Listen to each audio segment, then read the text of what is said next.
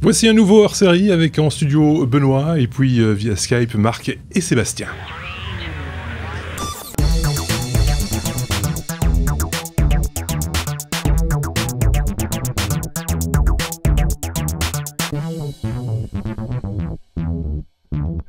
On va vous parler d'un bitonio, comme d'habitude avec Sébastien, mais saluons d'abord Benoît. Bonjour Benoît. Salut Marc. Bonjour Marc, et puis Sébastien. On va parler d'un bitonio, comme on a l'habitude de dire quand on n'a pas le nom.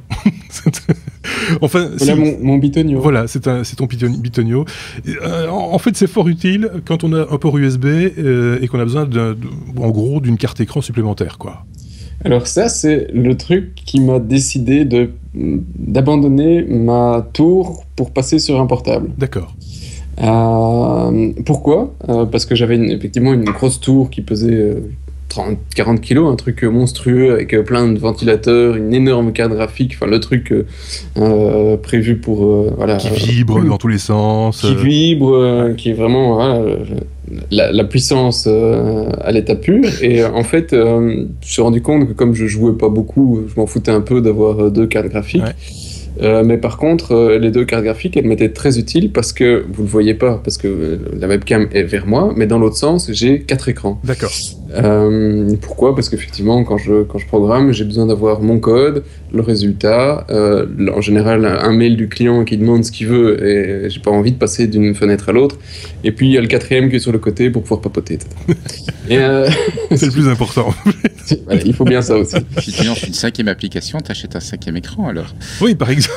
Alors j'ai essayé effectivement au bureau avec un autre en devant en USB pour pouvoir mettre la fenêtre Skype ou des trucs comme ça, mais j'ai plus assez de place sur mon bureau, donc pour le moment je ne sais pas encore.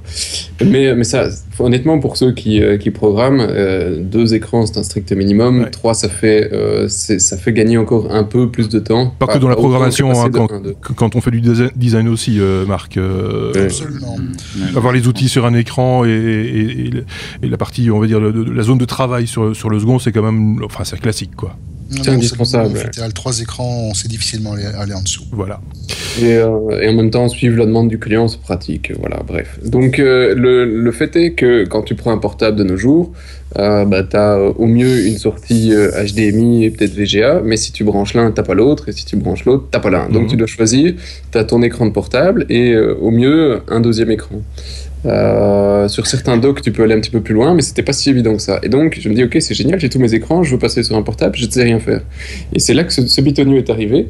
C'est que ce bitonio, en fait, ça a effectivement une sortie HDMI et un port USB, et c'est tout. Ouais. Et en fait, ce petit truc, c'est une carte graphique.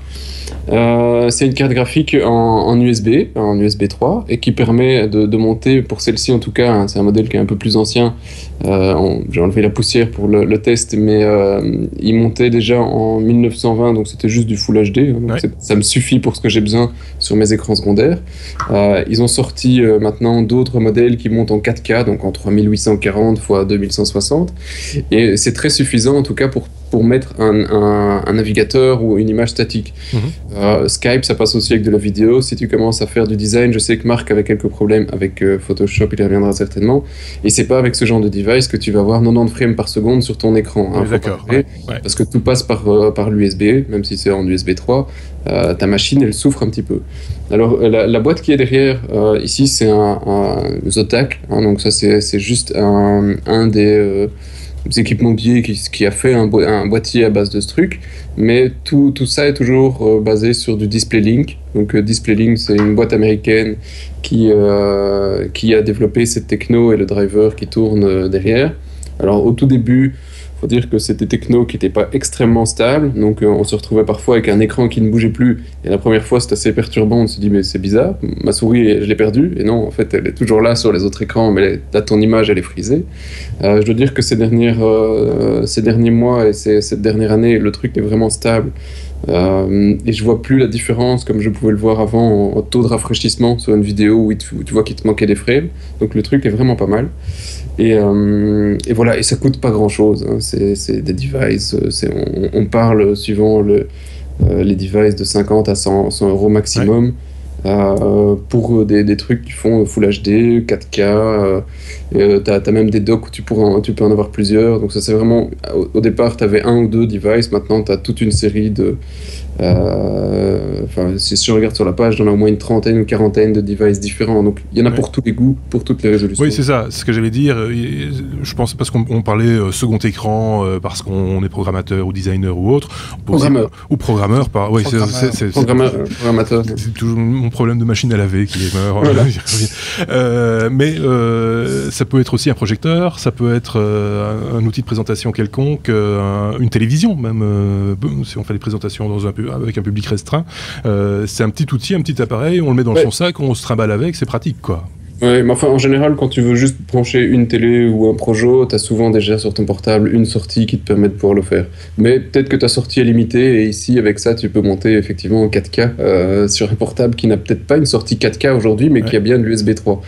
Mon portable ne supporte pas de la 4K, mais je peux très bien me passer en 4K en rajoutant ce device en USB 3 parce que j'ai de l'USB 3. Est-ce qu'on peut en mettre plusieurs sur la même machine ? Mais la réponse est évidemment oui, vu que j'ai mon laptop qui a plusieurs ports USB et j'ai trois écrans qui sont branchés.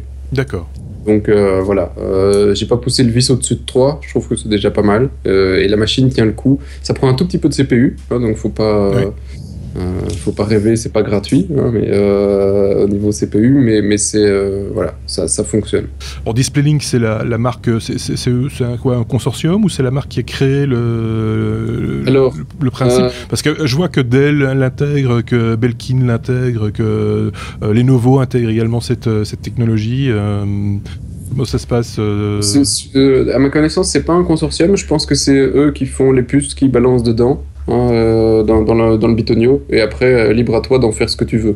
D'accord. Et ils te proposent des drivers, et donc ils ont choisi le chemin de ne pas faire les devices eux-mêmes, mais de proposer la technologie et de laisser à des OEM le choix de faire, voilà, ils font ce qu'ils veulent, quoi. Bon, c'est pas un truc, tu l'as dit, t'as dû heurter un peu la poussière, c'est pas une énorme innovation, c'était une innovation en 2011 en fait, pour être précis. Oui, mais ça reste très peu connu. Et ça reste peu connu, oui. C'est bizarre que ça n'ait pas pris plus de place dans les rayons des marchands de gadgets électroniques et autres, parce que finalement c'est un outil bien pratique, enfin un accessoire, on va dire, bien utile finalement.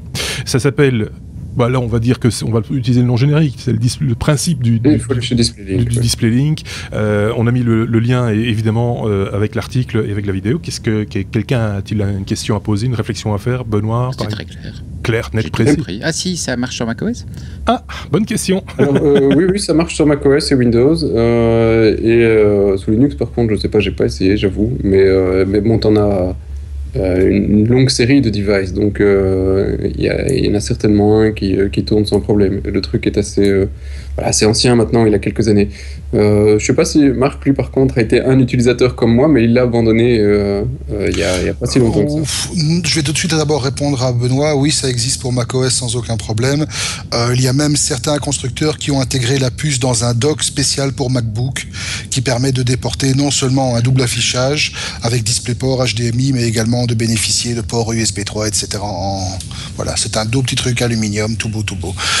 Oui, moi, effectivement, j'ai utilisé le bazar pendant un temps, à l'époque où c'était pas forcément stable et où l'interaction avec Photoshop ou Premiere ou Illustrator était pas la plus heureuse, dans le sens où, effectivement, les frises, la souris que j'avais perdue, c'était surtout moi qui l'avais perdue, Seb, lui, ça allait encore. Et moi, je me suis orienté pour le design et pour ma configuration vers une solution un peu différente. Je garde toujours un écran supplémentaire pour tout ce qui est code, programmation, etc. Mais pour tout ce qui est design, je suis passé en fait à un écran en format 21/9, qui est beaucoup plus confortable, qui me permet d'afficher 2 fenêtres en full frame en même temps, et voilà. Et moi, je suis heureux avec ça, et je n'ai qu'une seule connexion HDMI, et j'envisage sérieusement d'ailleurs de passer au modèle supérieur. Celui que j'ai pour l'instant est en full HD, enfin Full HD wide, et ici, j'ai vu qu'il commence à faire des modèles 4K. Voilà, on va commencer par la souris parce que c'est un peu plus cher. C'est sûr. D'autre part, il y a d'autres systèmes qui existent. Moi, je me rappelle que Matrox avait sorti un boîtier qui permettait d'émuler simuler en fait un double écran comme toi tu le fais, 21/9, mais sur base d'une sortie normale avec un driver spécifique, etc. C'est du Matrox. C'était très cher. C'est très cher, une affaire de 500, 700 €, quelque chose comme ça. Et c'était pas ce qui était le plus stable, me semble-t-il. Non, mais si on se ramène 10-15 ans en arrière, Matrox était la référence ultime en matière de carte graphique. Et en matière de carte graphique double écran, pour être précis. Ils bavaient tous à l'idée d'en avoir une un jour. J'en ai eu une, moi. Millennium. Ouais, exact. Je reviens sur la référence maintenant. J'avais presque oublié ça. Et voilà. Et de son côté, Benoît, rêveur, se dit... Ça m'a l'air bien. Voilà. Enfin, ceci étant, moi j'ai 2 écrans, l'écran du portable et mon grand écran. Voilà. Ça me suffit, mais pourquoi pas. Ceci dit, dans le monde Apple, et on va peut-être conclure avec ça, et on peut émuler ce compte écran avec la tablette aussi. Avec l'iPad. On peut, à côté de son écran, avoir une extension de son écran sur un iPad avec une application spécifique. Quoi qu'il, voilà, on a fait le tour de la question. Je pense que c'est bon. Seb, rien à rajouter? Non, c'est tout pour moi. C'est tout pour lui. Et rien à rajouter du côté de chez Marc non plus. Et rien non plus du côté de chez Benoît. Donc voilà, c'était un petit hors-série de Derrière les fagots, comme on a l'habitude de vous en proposer chaque semaine. Merci beaucoup et à très bientôt. Au revoir.